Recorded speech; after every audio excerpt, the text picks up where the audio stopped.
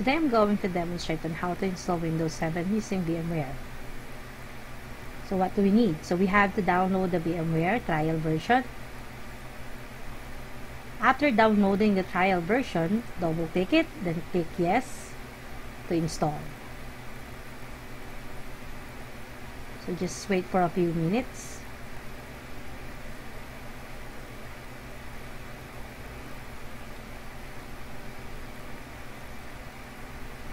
Just click continue. Okay, the VMware workstation appear. Click create new VM virtual machine. Click typical, then click next.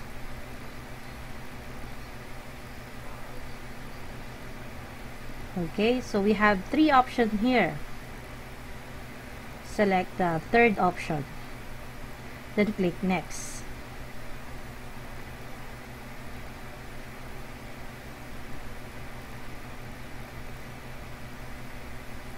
Then we're going to select the Windows 7 32-bit since yun yung ating i-install mamaya sa ating virtual machine. Just click next.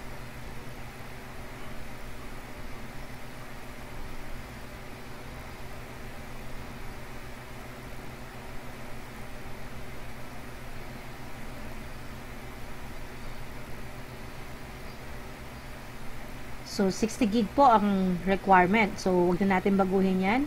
Just click next.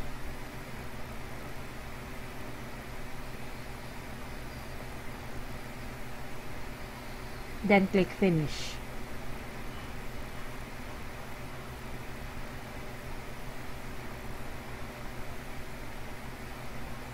Okay, so ito na po yung virtual machine natin. So, meron na siyang Windows 7, pero wala pang operating system na naka-install sa kanya. Kasi mamaya, sa demonstration natin, maglalagay tayo ng operating system na Windows 7. So, kaya kakailanganin natin ng ISO file.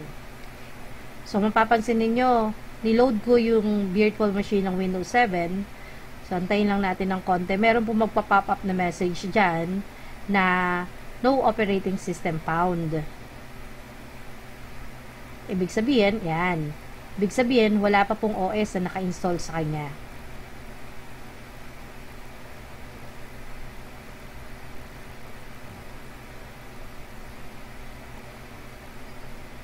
So, ipa-power off muna natin yung ating computer o yung virtual machine natin. Tapos, hahanapin natin ang ating installer, which is nakalagay siya sa ISO file. Kaya, importante na meron tayong so, yung second option ang pipindutin natin. Click natin yung browse. Then, ilocate lang natin yung ating installer. So, yung ISO na shinare ko sa inyo, yung Windows 7 Pro 32-bit, yun na lang po ang gamitin natin na installer. Tapos, start natin siya. Power off. Power on. Then, maglo-loading po siya. So, yan po ang in normal po na kapag nag-i-install tayo sa isang device, yan po ang mag-a-appear na Windows logo.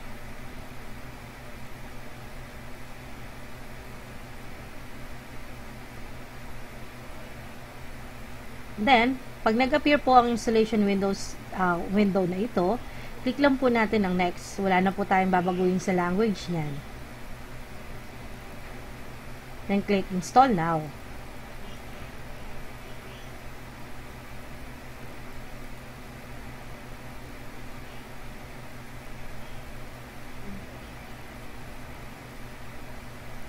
Then, click I accept the agreement.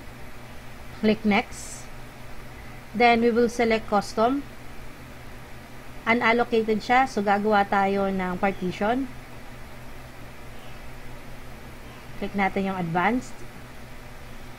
So, meron po dito 60 gig na hard disk drive. Pwede po natin siyang i-partition ng dalawa.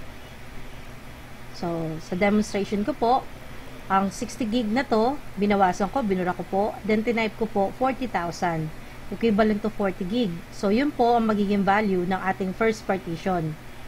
And yung natitira po na 20 gig, yun naman po ang gagawin nating second partition. Then, huwag po natin kalimutang i-format ang partition na ginawa natin.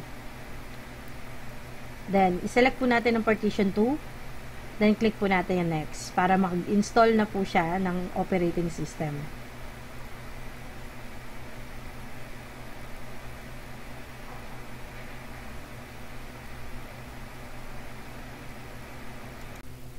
Wait lang po tayo ng ilang minuto. So, it will take siguro ang installation natin ng 10 minutes to 1 hour. Depende sa specification ng computer natin.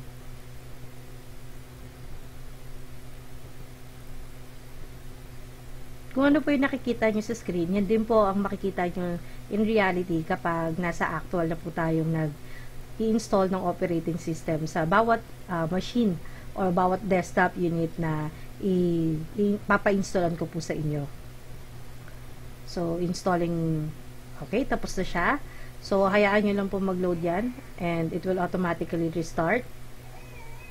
So, ito yung unang restart niya. Pag nag-restart siya, if in case na lumabas ulit yung press any key to boot from CD, huwag nyo na po natin pindutin. And hayaan lang natin mag-load yung second phase of installation. So, ito na yung next phase natin. So, antayin natin mag-loading.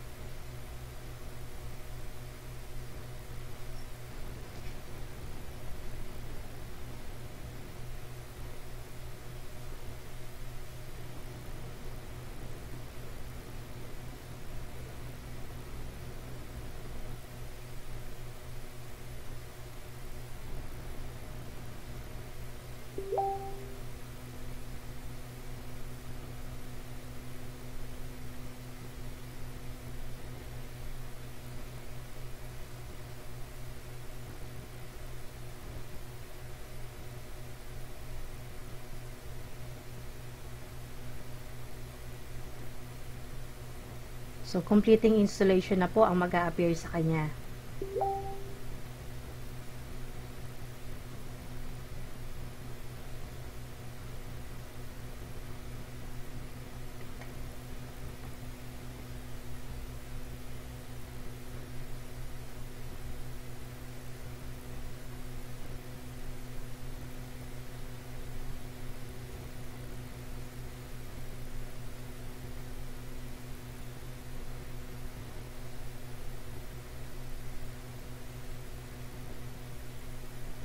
Setup will continue after restarting.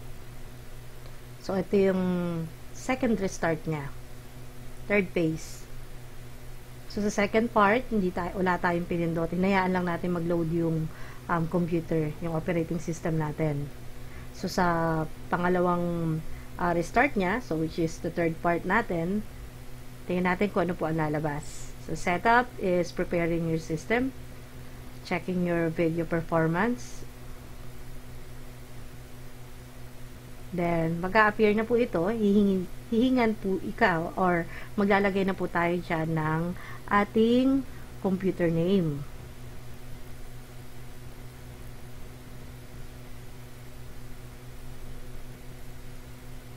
By default po, pwede pong ang lagay natin dyan is kung ano pong pangalan ng user ng computer na to.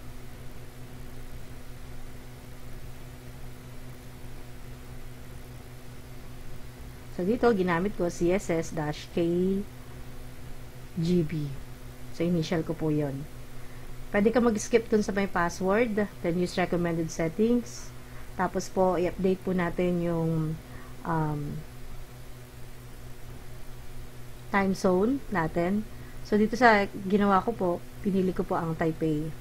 So, yun po ang kasabay ng Philippines naman eh. Then, click natin Home Network.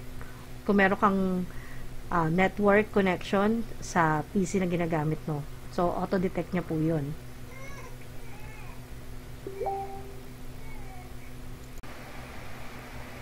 Antayin lang po natin ang loading niya.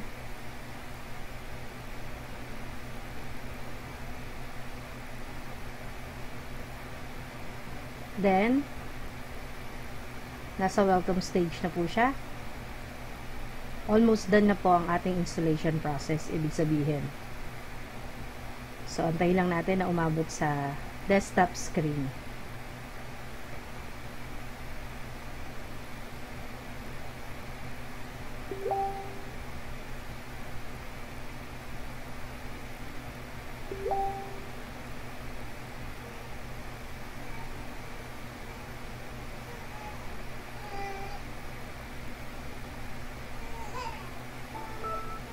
So, ito na po. Nasa desktop na po. Ibig sabihin, working na po ang ating virtual machine. Meron na po tayong Windows 7 virtually na naka-install sa ating computer. So, sa desktop ko, meron pang isa pang system na Windows 7.